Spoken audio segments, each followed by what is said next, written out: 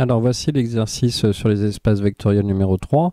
Considérons F3 l'ensemble des triplets de R3 tels que x égale y égale z.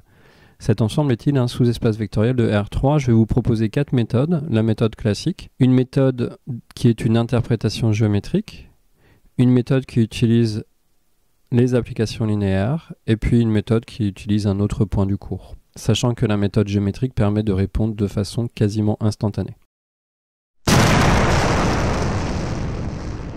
Donc commençons la résolution. Donc on rappelle que F3 est l'ensemble des triplets de R3 tels que x égale y égale z. Et on se pose la question de savoir si c'est un sous-espace vectoriel de R3. Alors la première méthode est une méthode très classique. Donc on va rappeler ce qu'il faut faire.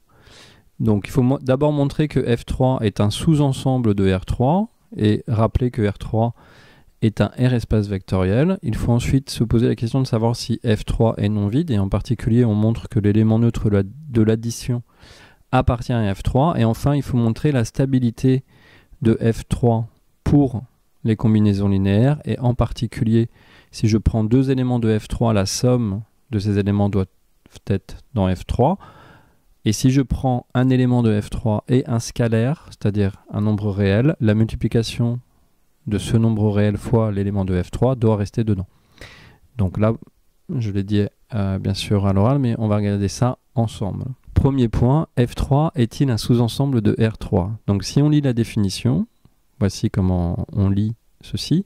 F3 est l'ensemble des triplets appartenant à R3. Donc vous voyez qu'en fait, comme je disais, ce n'est même pas nécessaire de lire la continuité de ce qu'on souhaite nous expliquer, puisque de toute façon, ça commence en disant « Considérons des éléments de R3 ». Bon, alors si on lit la globalité, donc F3 est l'ensemble des triplets de R3 tels que x égale y égale z, et par conséquent, c'est bien un sous-ensemble de R3.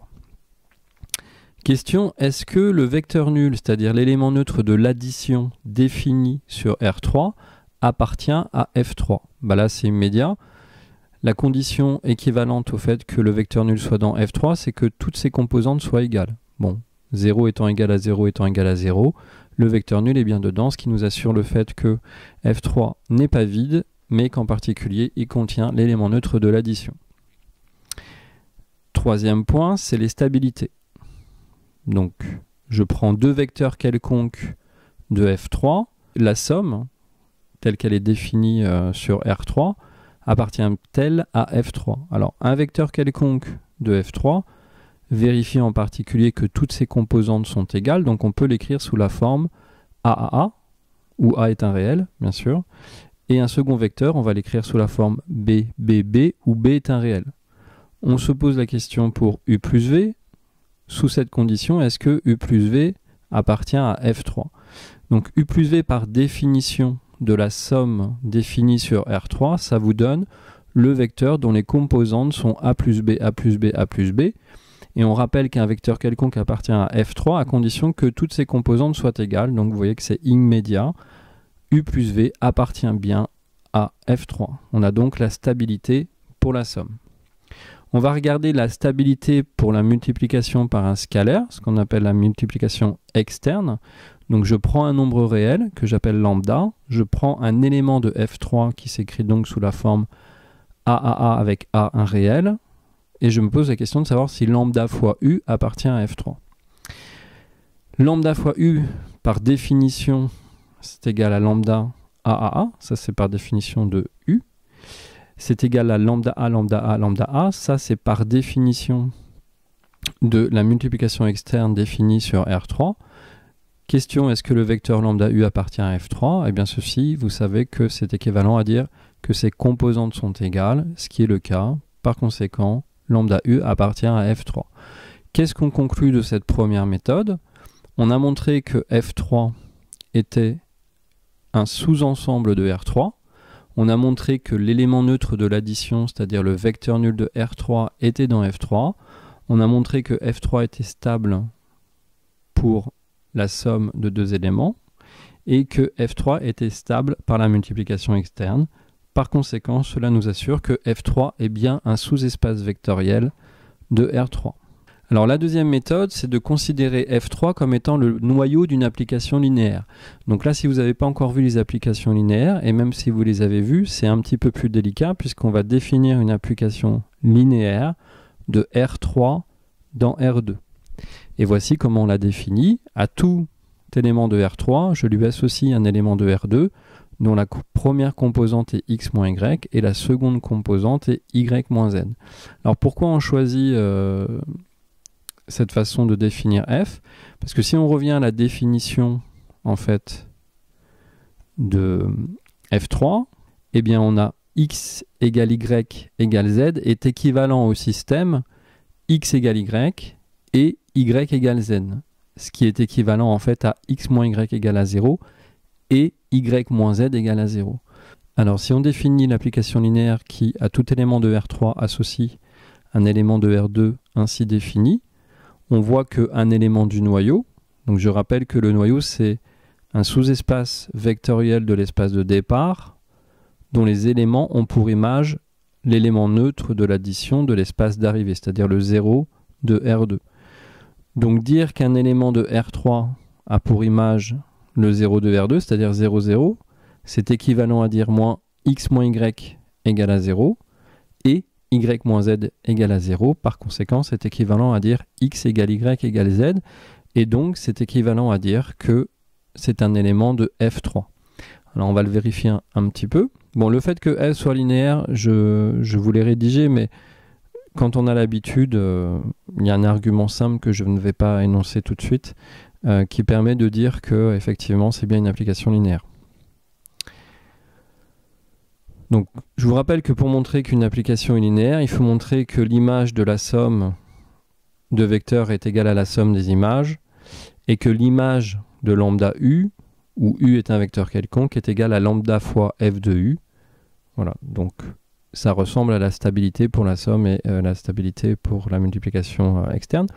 Donc regardons par exemple l'image de u plus v, où u et v sont des vecteurs quelconques de R3, donc en particulier x1, y1, z1, x2, y2, z2 sont des réels.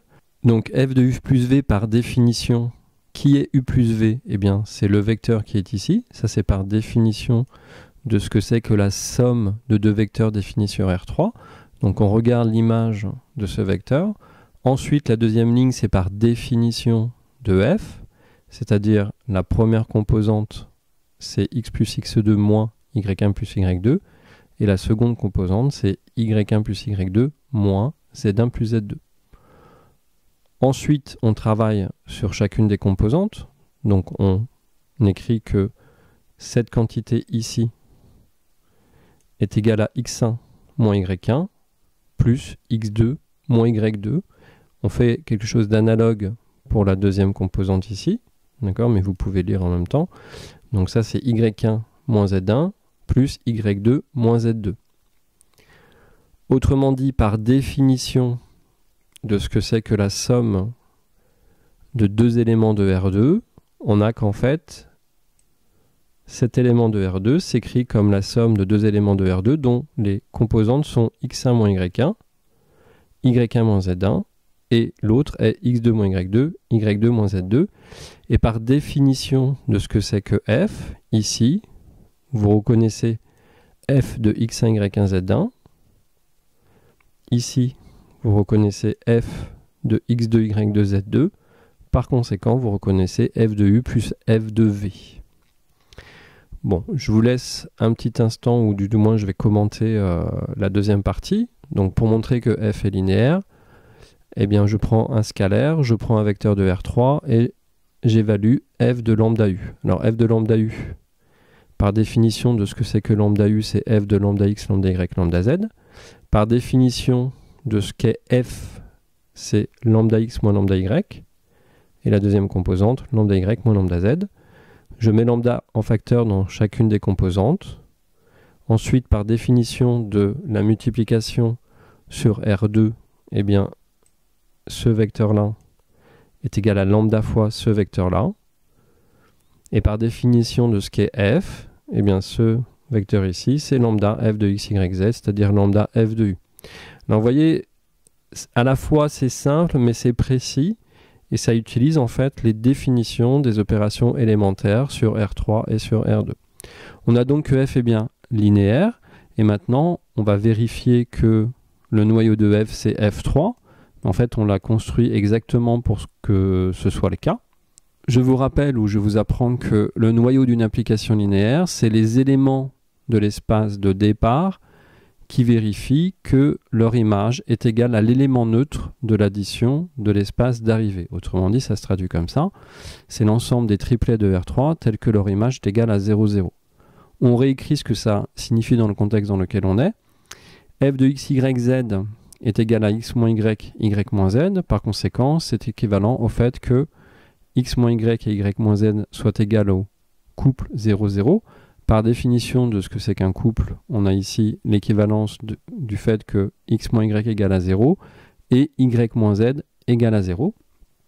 Ce qui est équivalent à x égale y et y égale z, ce qui est équivalent à x égale y égale z, et par conséquent, c'est bien F3. F3 étant donc le noyau d'une application linéaire de R3 dans R, c'est un sous-espace vectoriel de l'espace de départ qui ici est R3.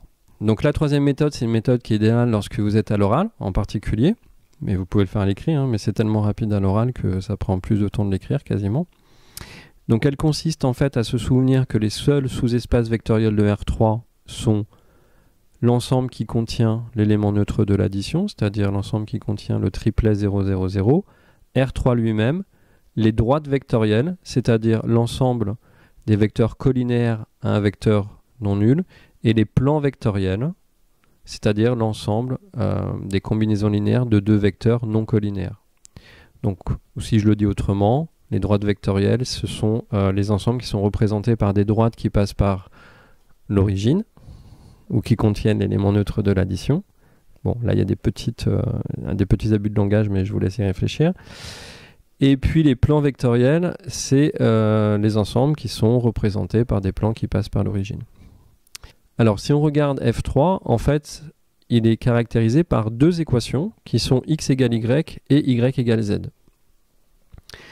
En particulier, x égale y est l'équation d'un plan dans R3, y égale z est l'équation d'un plan dans R3. Par conséquent, vous êtes en train de regarder l'intersection de deux plans qui passent par l'origine et qui ne sont pas confondus.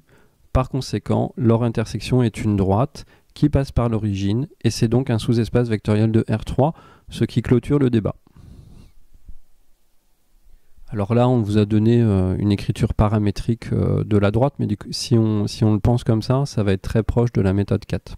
Donc pour la méthode 4, il faut avoir la connaissance de la propriété suivante. Donc je me place dans un espace vectoriel, par exemple R3. Si je prends une famille de vecteurs de R3 et que je considère l'ensemble des combinaisons linéaires des vecteurs de cette famille, eh bien c'est un sous-espace vectoriel de R3. Donc c'est un petit point de cours qu'il est très facile de démontrer. Alors, sous cette connaissance, disons, on voit qu'en fait, F3, c'est l'ensemble des vecteurs qui s'écrivent sous la forme T, T, T avec T réel. Par conséquent, c'est l'ensemble des vecteurs qui s'écrivent T fois 1, 1, 1 avec T réel. Par conséquent, c'est l'ensemble des combinaisons linéaires du vecteur 1, 1, 1. Par conséquent, c'est un sous-espace vectoriel de R3. Alors, si vous connaissez en plus la notion de dimension, eh bien là, vous avez montré que F3 est un espace vectoriel engendré par V, c'est-à-dire l'ensemble des combinaisons linéaires de V. Alors là, comme il y a un seul vecteur, ça veut simplement dire l'ensemble des vecteurs qui lui sont collinéaires. C'est donc, alors V est donc une famille génératrice de F.